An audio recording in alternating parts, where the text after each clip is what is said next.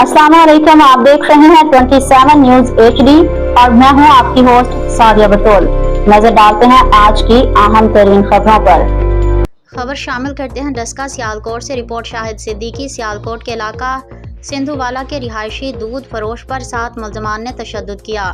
सुहेल दूध फरोश अपने मोटरसाइकिल पर 80 किलो दूध लेकर जा रहा था कि रास्ते में चिट्टी शेखां सियालकोट के मकाम पर घात लगाए 7 मुलजमान ने उसे रोका और असलहे के जोर पर बहेमाना तशद्दुद का निशाना बनाया।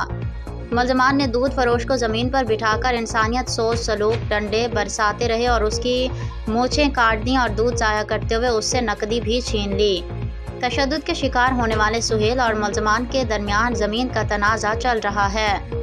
दूसरी जानिब मुरादपुर पुलिस ने वाक़े का मुकदमा दर्ज करके वाक़े में मुलविस 5 मुलजमान जो सियालकोट के इलाके बाबे बेरी के रिहायशी हैं उनको गिरफ्तार कर लिया। 2 मुलजमान की तलाश जारी है। मज़ीद खबरों और अपडेट्स के लिए देखते रहिए 27 न्यूज HD।